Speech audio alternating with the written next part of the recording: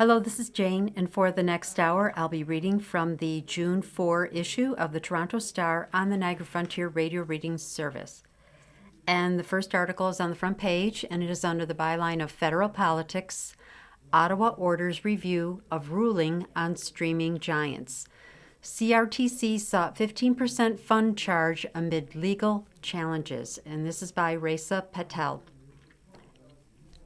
Ottawa. The Liberal government is directing Canada's broadcasting regulator to revisit a decision compelling foreign streaming giants to pay more to support Canadian content, offering up a potential concession on a long-standing trade irritant with the United States. Instead, Ottawa will send $600 million to immediately stabilize Canada's audio and audiovisual sectors, Culture Minister Mark Miller announced Wednesday. The reality is the sector is one that's has been suffering for years. We introduced Bill C-11, as you recall, to make sure that people were paying their fair share. Since then, there's been litigations that have frozen funds that are intended to support the sector and haven't. And today, we're impatient to make sure that that gets out, Miller told reporters. We don't agree entirely with the Canadian Radio, Television, and Telecommunications decision.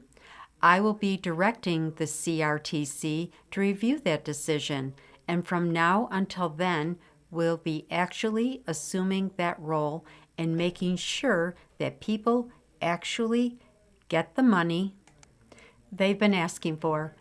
Miller was referring to the Online Streaming Act, a contentious Trudeau-era law that sought to subject streaming titans like Netflix and Disney Plus to the same regulations that already apply to traditional television and radio broadcasters in Canada. That meant streaming services like broadcasters would have to contribute to the funding, production, and promotion of Canadian content under a regime overseen by the CRTC. The law was opposed by streaming platforms at the time and by U.S. trade groups that felt the legislation unfairly discriminated against American companies. The CRTC, in its efforts to implement the act, revealed last month that major online streamers would have to pony up 15% of their Canadian revenues to support the creation of Canadian film and television. The figure is triple what the CRTC initially announced in 2024, an amount that has faced legal challenges from companies like Amazon, Apple, and Spotify. Asked Wednesday whether the Liberals' decision was tied to U.S. President Donald Trump's plan to impose additional tariffs on Canada and other countries following an investigation into forced labor in supply chains, Miller acknowledged the policy was a source of friction. It's no secret to anyone that's been paying any attention to this that the United States Trade Representative has identified these issues as a trade issue. It would be disingenuous to suggest that this is a single issue, Miller said. Both Miller and Prime Minister Mark Carney refused Wednesday to frame the move as a concession to the Trump administration, with the Prime Minister telling reporters that his government's decision is another step to reinforce affordability for Canadians by ensuring costs aren't passed down to consumers.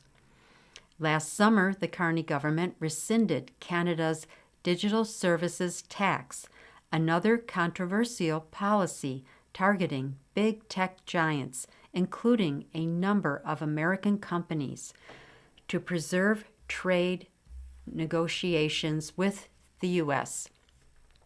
U.S. Ambassador to Canada Pete Hoekstra slammed the CRTC's new contribution rules in May, stating on social media that the decision was targeting and taxing U.S. companies, putting up new discriminatory trade barriers and worsening an investment climate for American businesses.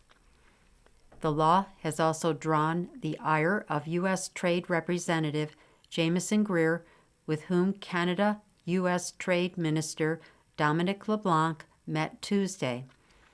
Greer signaled late last year that any successful review of the Canada-United States-Mexico agreement would be contingent on the resolution of a number of issues, including addressing the impact of the streaming law on U.S. companies. Last week, the Conservatives called on Carney's cabinet to reject the CRTC's contribution hike, in part because they feared Canadians would ultimately foot the bill. The government said in response that it did not have the power to directly intervene. Conservative MP Rachel Thomas, who led that charge, said the Liberals were finally admitting the Tories were right. Let's not ignore the larger issue at hand, and that is this. The Liberals all too often put regulations in place which drive up the costs for the consumer, and then, because of that added financial burden, they offer a subsidy, which again results in another tax, having to take money from the consumer once again. And on it goes, Thomas said. So until the government actually makes a decision to remove the regulatory burden to begin with, it will continue to impose that additional cost to Canadians. Bloc Québécois leader Yves-François Blanchet, however, tore into Carney in the House of Commons, saying the Prime Minister was capitulating to the U.S. by sacrificing needed funding. Does the Prime Minister know that he's supposed to defend our culture and not barter it away? Blanchet said during question period. Carney said he was defending everyday Canadians and, by announcing the new funds, was maintaining investments in Canadian and Quebec culture.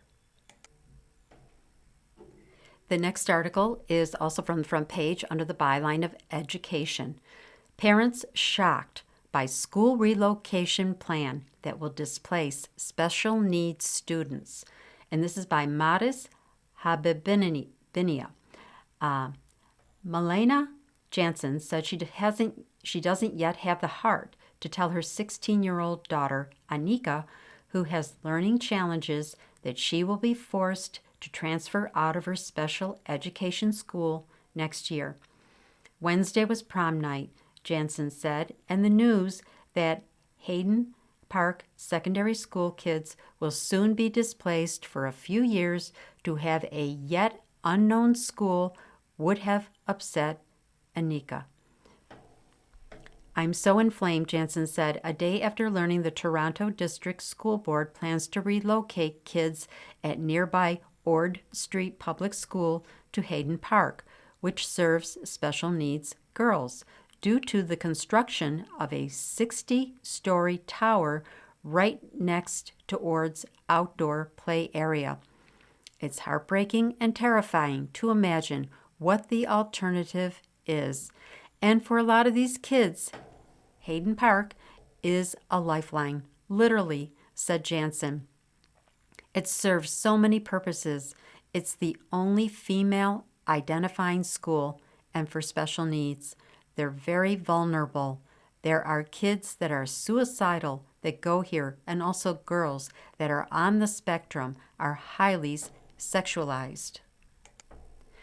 In a June 2nd letter sent by Jennifer Chan, the TDSB's Superintendent of Education, parents, and caregivers were notified that the students at Ord will be moved to Hayden Park, both in the Grange Park neighborhood downtown, just 700 meters apart, as early as January 2027.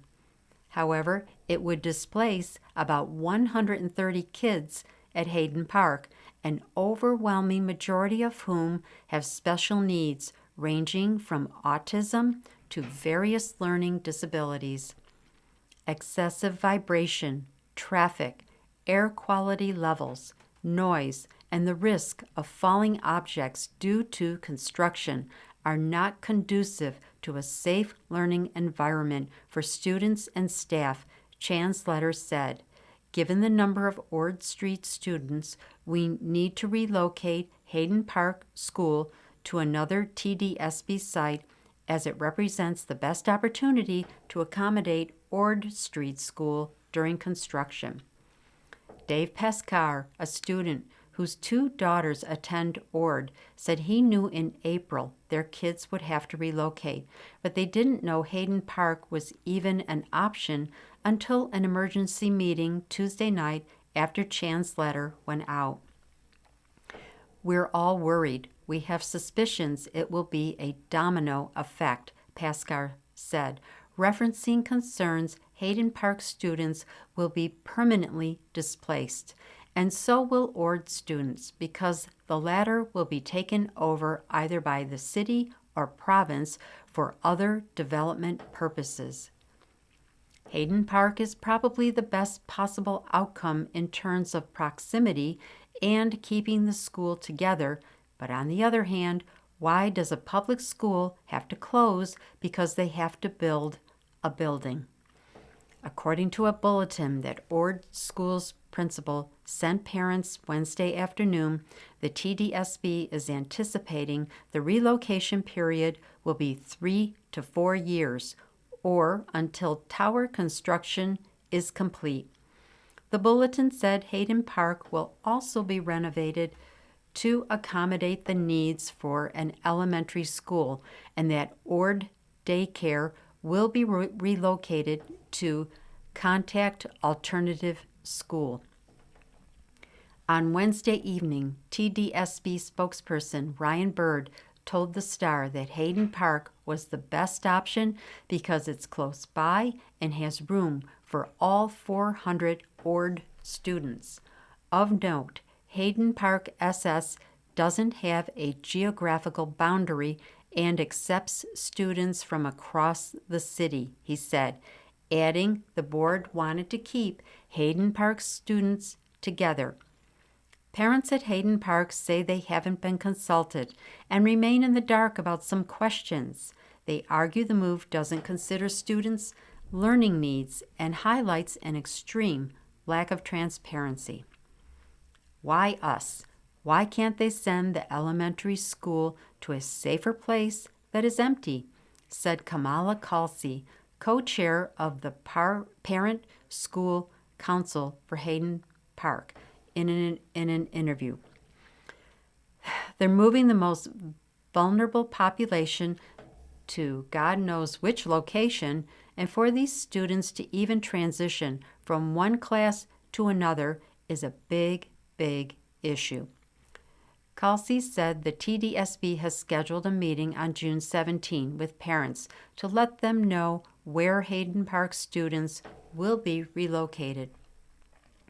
Chan's letter did not detail how the TDSB chose Hayden Park as the host school, aside from a thorough review of all possible options and sites.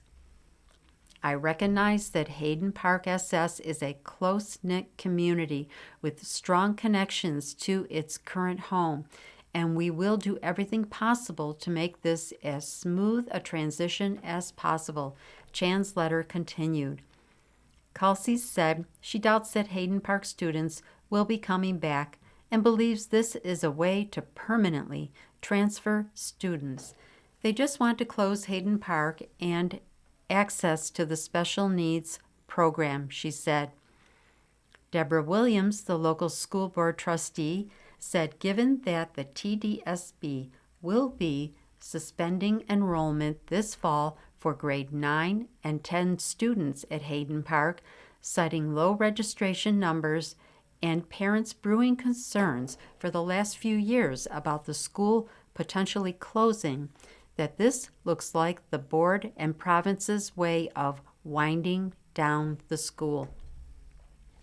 Everything's happening behind closed doors, Williams said. The usual process for these reviews involves extensive meetings and opportunities for feedback. I don't know why TDSB chose Hayden Park, aside from proximity. Williams said the province, which has been running the TDSB through a supervisor, is primarily to blame because it has been sending a message that boards have to fit students into a funding formula that doesn't serve our students' needs. Jansen and Hayden Park has a model of special education for girls that has been successful, which is uncommon. It really does feel that they aren't taking into account the genuinely unique situation here, she said. And I need to pause here for a moment to remind you that you are listening to a reading of articles and features from the Toronto Star on the Niagara Frontier Radio Reading Service. And the last article from the front page is under Courts, Couple Guilty in Neighbor Killing. Filmmaker Riaz Habib was found dead in 2023 after barbecue dispute. This article is by Jacques Gallant. As police investigated the mysterious death of Riaz Habib, whose body was found in the trash compactor of his Liberty Village townhouse complex, his neighbor, Koa Tran, said to another, "You don't think the police think I did it, do you?" Not only did the police think he did it, but now a jury has said so as well. Tran, 36, was convicted of second-degree murder on Wednesday in the 2023 death of the 53-year-old filmmaker who lived above Tran and his wife, 30-year-old Isabel Nagayan. Nagayan, who helped Tran dispose of the body in the garbage compactor wrapped in a blanket, towels, and duct tape, was convicted of accessory after the fact and committing an indignity to a body. Handwritten notes left next to the body read, "Can someone lift this into the trash? Very heavy. And please do not open. Lots of sharp metal and glass inside from renovation. Don't worry, we wrapped it in fabric." It was all over a dispute about barbecuing. Crown attorneys Anna T. Tenhouse and Nathaniel Smith contended Habib had been complaining about the smell and smoke from Tran's balcony barbecue, and prosecutors argued tension had been building in the weeks leading up to his death. Following the verdicts, Superior Court Justice Kenneth Campbell revoked bail for Tran and Nagayan, highlighting the seriousness of their crimes. Poor Mr. Habib was killed and his body thrown in a dumpster, the judge said.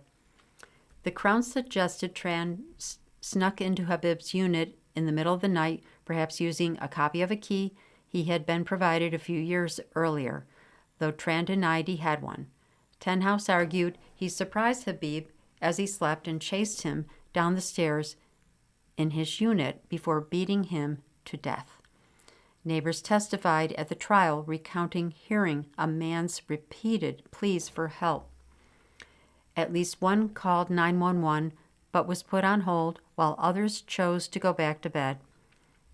Neighbor Vincent Ching, who used to work with Tran, recounted the odd phone call where Tran asked him about the police's possible suspicions. Ching also testified that Tran told him he had seen a pimp and a crack whore going in and out of Habib's unit the night of the noises. Lynn Hua, the couple's neighbor, testified as the Crown's star witness. After being awoken by the noises upstairs, Hua said Nagayan told her that it was probably just Habib filming. Later, the couple told her to keep quiet if questioned by police, Hua testified. While there was no surveillance footage of the fatal incident or of the body being moved, no eyewitnesses, no murder weapon, and no cause of death, the couple's DNA was found on the material covering Habib, and Tran's fingerprints were found on the handwritten notes. Tran himself denied being in Habib's unit on June 6, 2023, maintaining he was sleeping alone in his living room while Nagayan shared their bedroom with Hua, who was also Nagayan's best friend. Tran would go off in tangents during his testimony and had to be frequently reminded by his lawyer, Liam O'Connor, to get back to the topic at hand. During cross-examination by Tenhouse, the accused man was combative. It's apparent that Koa Tran has an interesting personality, O'Connor told the jury in his closing arguments. As my grandmother might have said, well, he's not my cup of tea.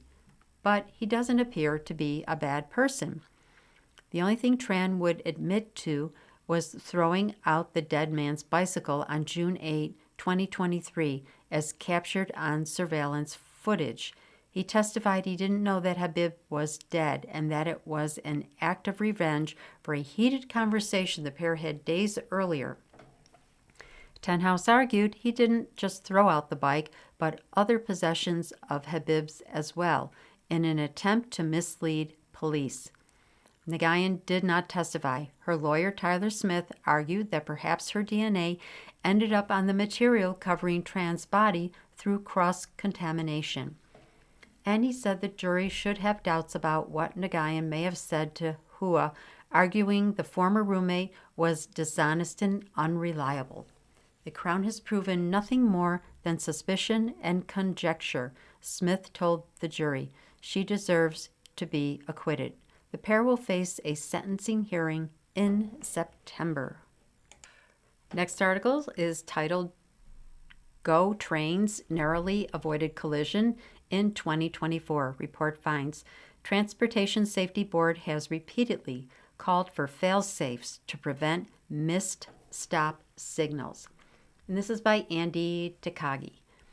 2 GO trains carrying a combined 400 passengers narrowly avoided a catastrophic collision near Burlington in 2024, a Transportation Safety Board report has found. On March 14, 2024, a GO Transit commuter train departed Aldershot GO Station in Burlington. The conductor and engineer in the front of the train were both preoccupied as they passed a stop signal.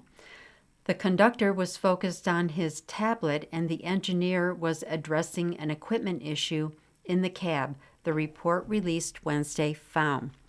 The train accidentally entered a track where another GO train was traveling in the opposite direction at nearly 87 kilometers per hour. Both trains were stopped, the report found, barely avoiding a head-on collision by 167 meters. In this occurrence, a catastrophic collision involving 400 passengers was narrowly averted, underscoring the need for physical, fail-safe train controls that can intervene when signal indications are not followed, said Yon Marrier, chair of the Transportation Safety Board, that's the TSB, the federal agency in charge of transportation-related investigations.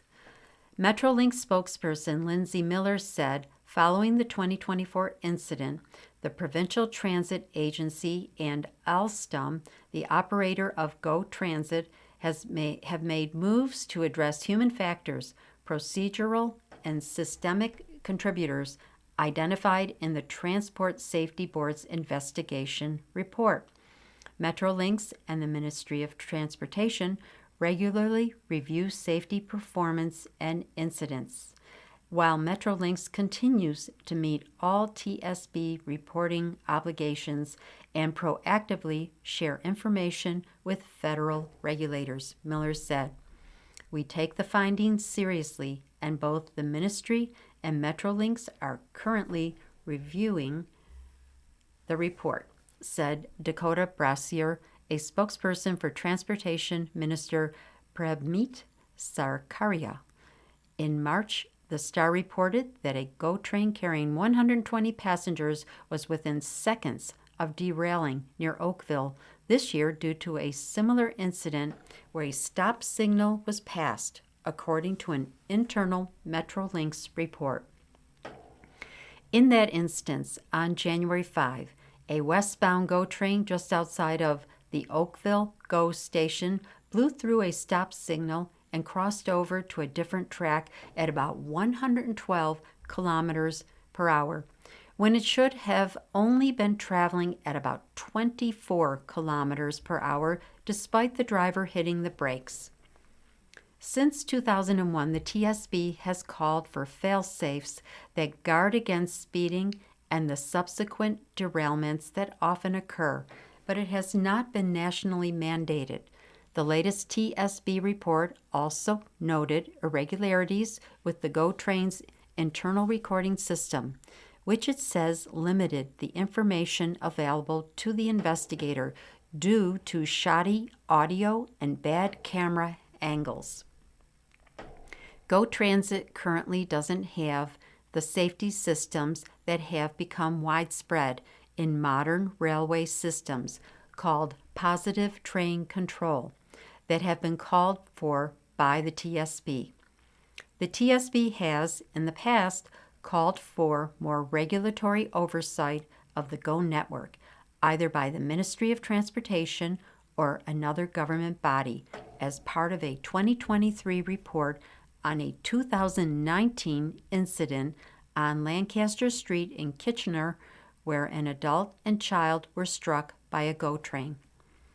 Wednesday's report repeated some of those calls, noting that the province has no overall regulatory framework for rail operations and has not issued any safety-related regulations pursuant to the Short Line Railways Act. The TSB has previously said it only investigates incidents on provincial railways at the request of the Ontario Ministry of Transportation. The next article is titled Teacher Talks Begin Under Dire Situation, and this is by Kristen Rashowi. Smaller class sizes, more special education resources, and addressing violence in schools are among the bargaining priorities for Ontario's teacher and support staff unions, who have filed a formal notice to start talks. Contracts expire at the end of August for all education unions representing public, Catholic, and French elementary and secondary teachers, as well as school support staff, and serving notices to bargain starts a 15-day deadline for talks to commence. The situation in Ontario is not just challenging, it is dire, said David Maston, president of the Elementary Teachers Federation of Ontario, speaking at a press conference Wednesday alongside leaders from the Ontario Secondary School Teachers Federation, Ontario English Catholic Teachers Association, l'Association des Enseignants et des Enseignants Franco-Ontariens, and CUPE's Ontario School Board Council of Union. The challenges bring us to the table have been building for years, and the consequences of inaction are becoming impossible to ignore, said Martha Haradawi, president of the Secondary Teachers Union. On Tuesday, at an unrelated announcement, Education Minister Paul Calandra told reporters he was quite optimistic about upcoming talks, but acknowledged there will be some tough negotiations. Emma Testani, Calandra's press secretary, said Wednesday, "We remain optimistic that all sides can work together in good faith toward fair and responsible agreements that support students, families, educators, and taxpayers." While there will be important discussions ahead, all parties shared the same goal of keeping students in the classroom, maintaining stability in our schools, and supporting strong student outcomes across the province, she said. In the last round of talks, teacher unions agreed to binding arbitration to settle big items like salary increases while avoiding strikes. However, the 2022 negotiations with the support staff union were fraught, with the government passing legislation preemptively banning strikes using the Charter's notwithstanding clause and imposing a contract, prompting a 2-day walkout.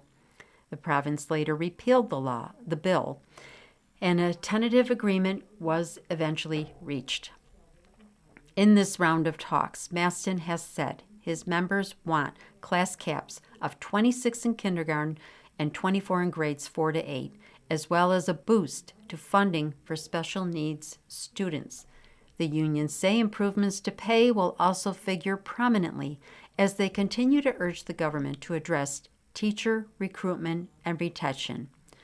Haradawi said skilled trades teachers are particularly needed, given the government's focus, but often make more on the job site than in the classroom. The issue of class complexity will also be up for discussion, which recognizes how many students with additional needs are in the classroom and the level of supports a teacher might require based on that. The complexity issues that we're dealing with are making our jobs incredibly difficult, Maston said. The supports are not there. The resources are not there. Students are falling through the cracks. It's a topic that we've got to talk about and engage in a very serious and respectful way. In March, the 5 big education unions were rebuffed after asking the province for an early start to bargaining.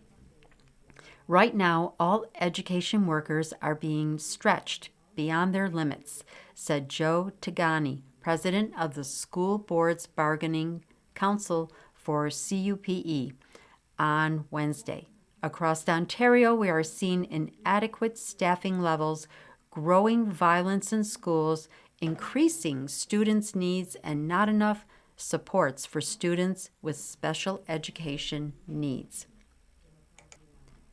And I need to pause once more to remind you that you are listening to a reading of articles and features from the Toronto Star on the Niagara Frontier Radio Reading Service. The next article is titled Toronto MPs Reluctant to Take a Stand on Ford's Plan for Billy Bishop Airport. Many are waiting for more details on controversial move. And this is by Mark Ramsey, Alex Ballingall, and Ryan Tamilty. Ontario. Many Toronto MPs are treading carefully around Premier Doug Ford's controversial plan to expand Billy Bishop Airport to allow jets, but some are expressing concerns about the exclusion of the city and potential impacts on the waterfront.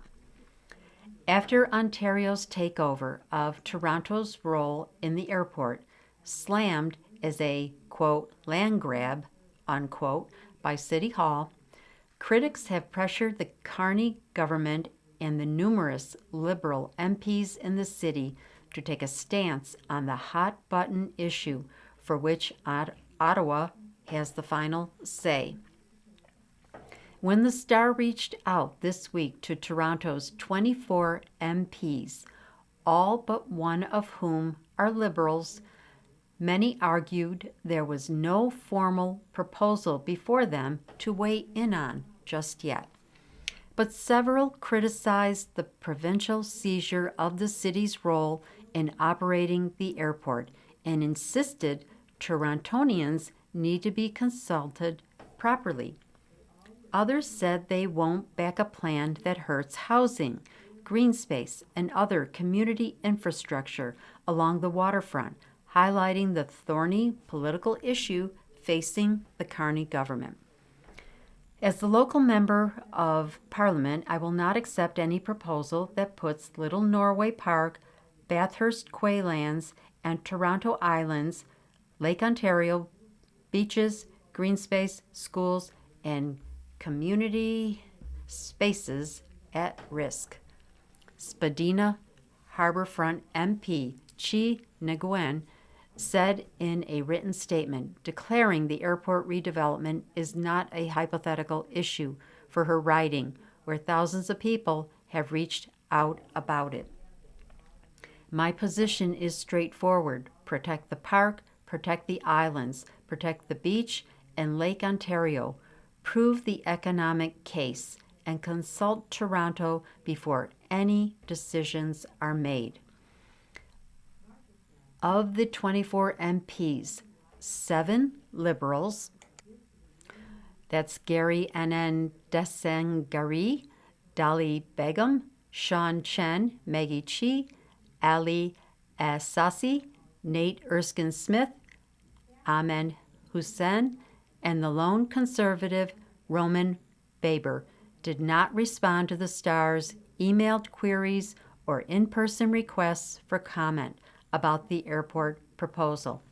The Ford government has been eyeing an expansion of the island airport for months, claiming an expansion that would allow jets to land there would bring economic benefits to the province.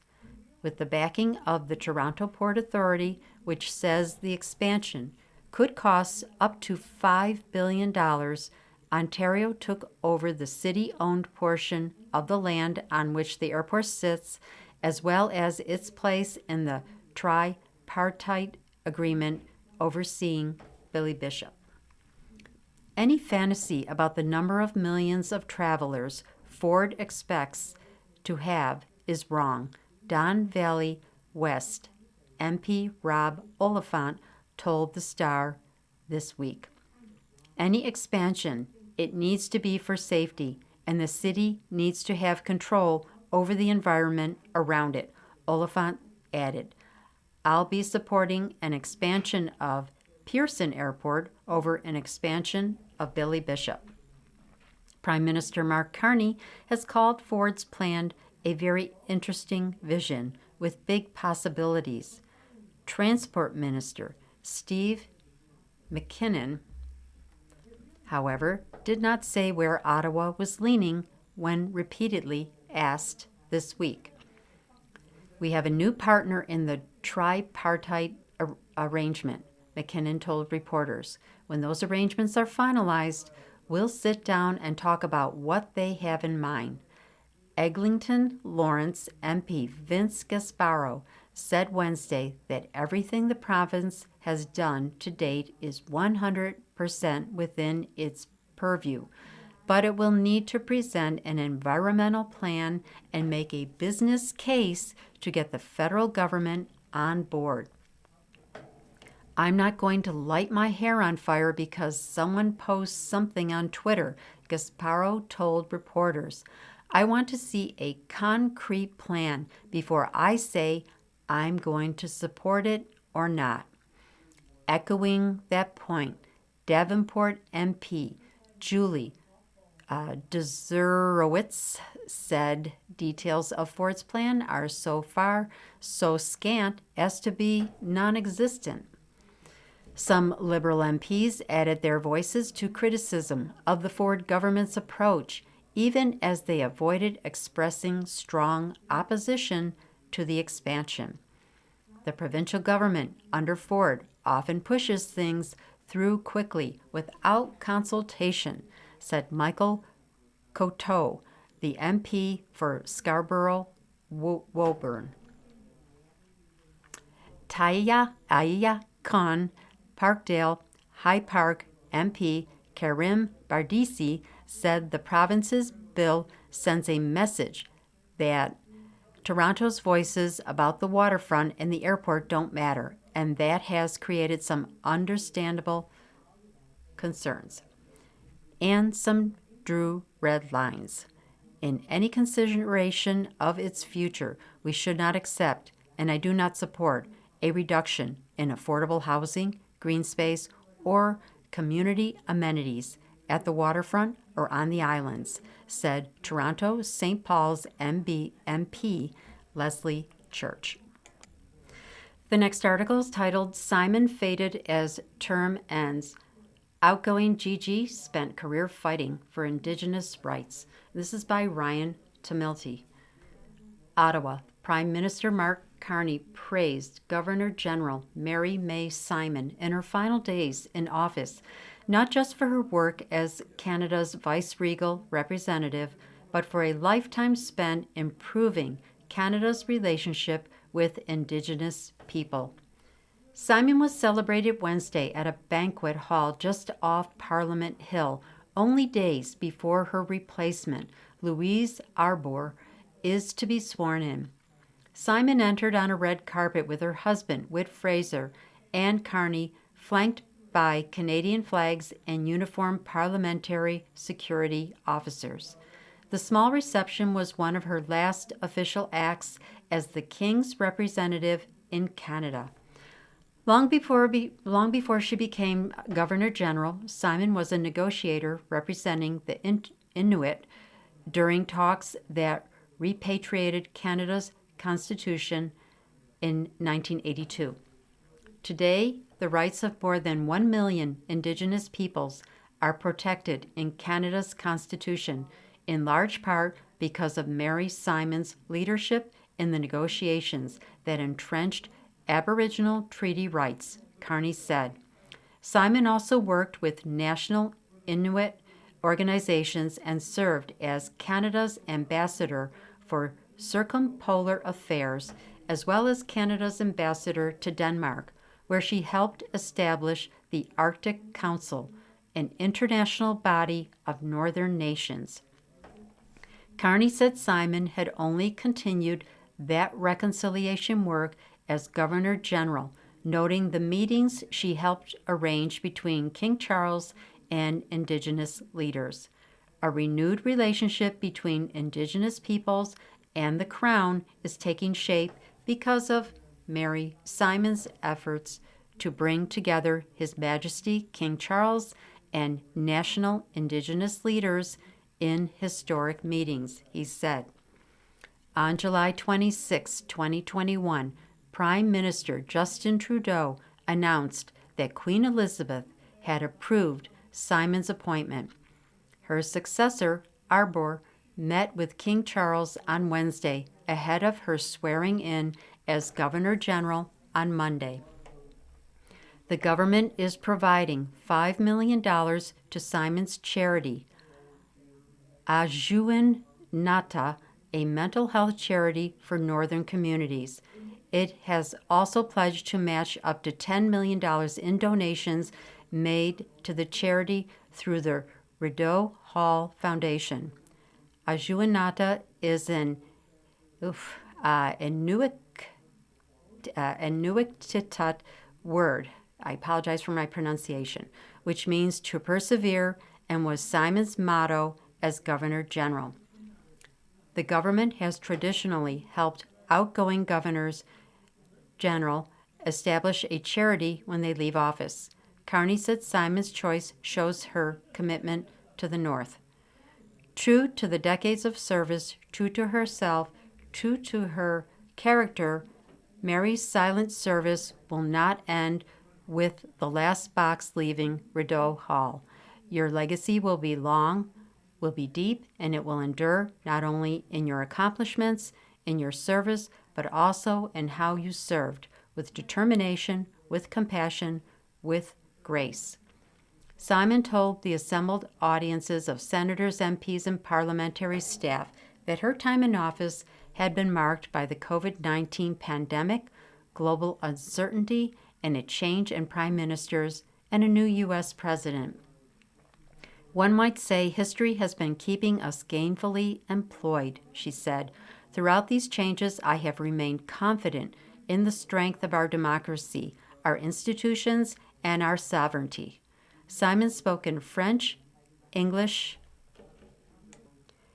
and in Inuktitut during her speech. As she prepares to move out of Rideau Hall, she said her goal and the job was to bring Canadians together. As Governor General, I have sought to be a bridge builder between all Canadians. That is the true spirit of reconciliation. Before I read the next article, I just want to remind you that you're listening to a reading of articles and features from the Toronto Star on the Niagara Frontier Radio Reading Service. And the next article is titled, Ford Loses High-Profile Candidate. PCs seek replacement as city's former budget chief declines to run in Scarborough Southwest. And this is by Maura Welsh and Rob Ferguson. Premier Doug Ford's progressive conservatives are scrambling to find a candidate for the Scarborough Southwest by-election after their first choice declined. Gary Crawford, the City of Toronto's former budget chief, spoke to PC Party Executive Director Melanie Calandra Wednesday morning and told her that he would not be running as the Tory candidate despite earlier plans to do so. It was a lot of personal things, including aging parents, Crawford told the Star, as the reason for his decision. Both of his parents are in their 90s. That seemed to be the kicker. I just can't make the commitment that is needed to run in an election to the standard that I and the party expect. The political machinations in the Scarborough Southwest have been making headlines since last February when popular NDP MPP Dolly Begum resigned her seat to run successfully as a Liberal in the federal by-election to replace Bill Blair, who resigned to become Canada's High Commissioner to the United Kingdom. Crawford said he soon got a call from Ford asking if he would consider running for the Tories in the by-election, which is expected this summer. It was an honor, that he thought of me, and I thought maybe I wasn't done yet, that I still had more I could contribute to my community and the province, he said. In an interview with the Star in April, Ford said he would work hard to win Scarborough Southwest. You know something, it will be a challenge, the Premier said, noting his Tories fell short in the 2018, 2022, and 2025 elections. When you win 3 large majorities and you lose that seat every single time, it'll be a challenge. But I say never say never. Pressed on whether Crawford, who lost to Liberal Andrea Hazel in the July 2023 Scarborough-Guildwood by-election, would run again for the Tories, he said, nothing's been official yet. In Tory circles, Crawford's candidacy had been widely expected. Crawford said his decision is still fresh, and while the PCs are probably not devastated, they were still counting on me. Shortly after Crawford told the party he was out of the running on Wednesday, Finance Minister Peter Bethlenfalvy sidestepped a question on a Tory candidate during an announcement in Scarborough Southwest. That's the domain of the party and the Premier, so I'll let them speak on those matters, Bethlenfalvy told a reporter standing in a vacant lot near the Scarborough GO station, where he had just promised $178 million for the construction of 1,700 new rental homes, including 340, quote, affordable, unquote, units with below-market rents. And the next article is a Star exclusive. New study finds Muslim wage gap. Workers in the GTHA earn less and face higher unemployment rate, data suggests. And this is by Nicholas Keong.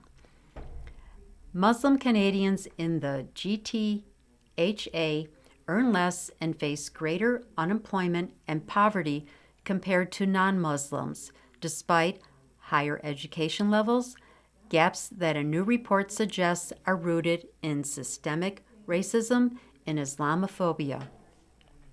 Overall, 51% of Muslims in prime working age who are employed full-time hold post-secondary degrees compared to 40.5% among non-Muslims, according to the data extrapolated from the 2021 census. Yet, they had a median employment income of $61,000, $12,000 less than their non-Muslim counterparts. The aggregate annual income loss could amount to $1.2 billion a year, said the report, which offers a rare glimpse at the economic well-being of a religious minority in Canada. Muslim men had a median employment income of $68,000 compared to $78,000 for non-Muslim men. Muslim women had a median employment income of $54,000 compared to $67,000 for non-Muslim women. The data is part of the study released Thursday by the Islamophobia Research Hub at York University, which also included results from a survey of 423 Muslims in the region. The research was commissioned by the Office of the Special Representative on Combating Islamophobia in February. What we were really surprised about was the extent of what we've described as a Muslim wage gap that exists between Muslim and non-Muslim workers, said Salman Khan, a postdoctoral research fellow at York and lead author of the story. But then we also see it replicated when we disaggregate by visible minority status. The report, titled Working While Muslim, compared the household incomes between Muslims and non-Muslims in Arab, Black, East Asian, South Asian, West Asian, and Southeast Asian communities in the region. The income gaps persisted. The community accounted for 9.4% of the GTHA's population. While 10.2% of non-Muslims were unemployed, the jobless rate for Muslims reached 16.4%, with the unemployment rate for Muslim women at a staggering 21%. 17% of visible minority Muslims and 18% of white Muslims fell below the Statistics Canada low-income measure threshold, compared to 11% for visible minorities and 8% for white people in the non-Muslim population. We are obviously seeing a kind of Muslim effect on economic well-being, said Professor Nadia Hassan, director and founder of York's Islamophobia Research Hub. This is not a very healthy economic picture compared to what Muslims have to offer. Amira El-Hawabi, the former special representative on combating I got to get to the top of the article. Islamophobia, said the report suggested barriers faced by Muslim Canadians that aren't related to qualification or willingness to work. The data demonstrates this is not a newcomer issue and is impacting second-generation Muslims as well, said El-Hawabi. According to the report, 52% of Muslims surveyed did not feel their religious practices were adequately accommodated at work. 28% said their employers did not have work policies for requesting religious accommodation, and 28% reported fear of being judged or treated differently. More than half of the respondents said they felt isolated or excluded at work, while 26% said they experienced discrimination or prejudicial treatment while working. 1/5 of people reported having been asked about their religious identity and practices during job interviews. Of those, 25% said the questions were related to political beliefs, and 28% said they were asked about their ability to fit into the workplace culture. The report includes a plan for all levels of governments to address the issues and support the economic well-being of Muslim Canadians. It also urges Statistics Canada to include information on religious affiliation in its monthly labor force survey, as well as further research on a national scale. And the last article's World Cup may bring workplace flexibility. Ontario's incoming interim Treasury Board president says there will be, quote, flexibility, unquote, in work arrangements for public service employees during the FIFA World Cup. Finance Minister Peter Bethlenfalvy, who is taking on the Treasury Board role Friday, gave no details on what that flexibility would entail. However, and defended the province's return to office mandate, which has faced criticism from public service unions. Bethlenfalvy was tapped for the interim position last month after Carolyn Mulroney announced her resignation, which takes effect Friday. Mulroney previously said public service employees may be allowed to work remotely during daytime matches in Toronto, scheduled for June 12 and June 26. The Ontario Public Service Employees Union, which represents some 200,000 workers, says while it welcomes flexibility on work options during the tournament, that should be the approach at all times. The union's president, J.P. Hornick, says the best way for the government to approach work arrangements would be to discuss with employees what is needed for specific jobs rather than requiring all workers to be in office 5 days a week.